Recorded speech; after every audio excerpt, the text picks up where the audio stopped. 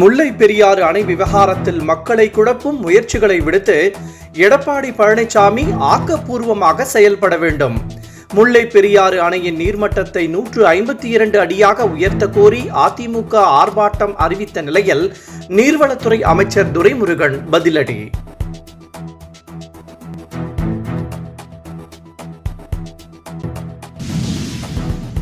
உழைப்பால் உயர்ந்து கொண்டிருக்கும் உதயநிதிக்கு துணை முதலமைச்சர் பதவி கொடுக்கப்பட்டுள்ளது. எம்ஜிஆர் ஜெயலலிதா பேனரை வைத்து அரசியல் செய்யும் அதிமுகவினர் உதயநிதி துணை முதல்வரானது குறித்து விமர்சிக்க எந்த தகுதியும் இல்லை. வேளாண் துறை அமைச்சர் MRK பன்னீர்செல்வம் விமர்சனம்.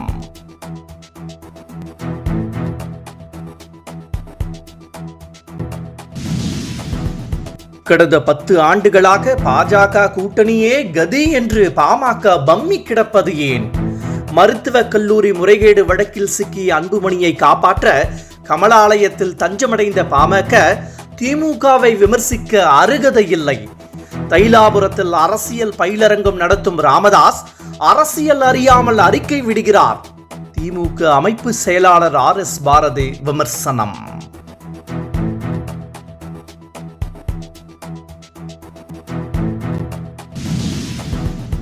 சரியான நேரத்தில் உதயநிதி ஸ்டாலினுக்கு துணை முதலமைச்சர் பதவி வழங்கப்பட்டுள்ளது. உதயநிதி ஸ்டாலின் குலோத்துங்க சோழன் போன்று தனித்துவம் வாய்ந்தவர். நடிகர் வடிவேலு, அமைச்சர் தங்கம் தென்னரசு உள்ளிட்டோர் புகழாரம்.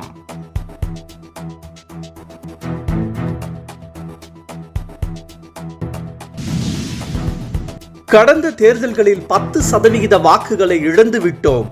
அதனை மீட்கும் வகையில் செயல்பட வேண்டும். அதிமுக IT விங் நிர்வாகிகளுடன் நடந்த ஆலோசனையில் எடப்பாடி பழனிசாமி அறிவுறுத்தல்.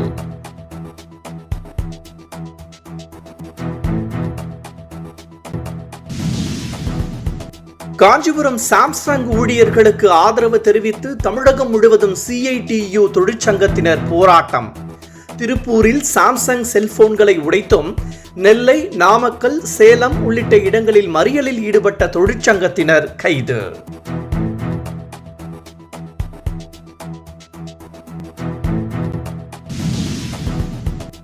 RSS அமைப்பினர் கோரிய இடங்களில் பேரணி நடத்த காவல்துறை அனுமதி வழங்க சென்னை உயர்நீதிமன்ற நீதிபதி ஜெயச்சந்திரன் உத்தரவு.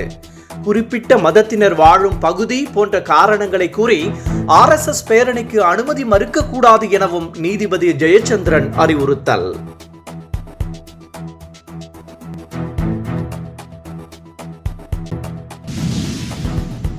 ஆயுத பூஜை, தீபாவளி உள்ளிட்ட பண்டிகைகளை முன்னிட்டு இன்று முதல் நவம்பர் 30 வரை 6000 சிறப்பு ரயில்கள் இயக்கம்.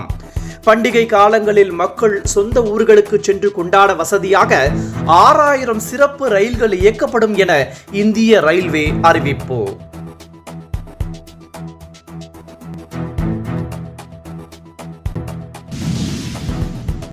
வங்கதேசத்திற்கு எதிரான டெஸ்ட் போட்டியில் இந்திய அணி அபார வெற்றி. வங்கதேசத்தை ஒயிட் வாஷ் செய்ததன் மூலம் உலக டெஸ்ட் சாம்பியன்ஷிப் பட்டியலில் 74.24 புள்ளிகளுடன் முதலிடத்தில் இந்தியா.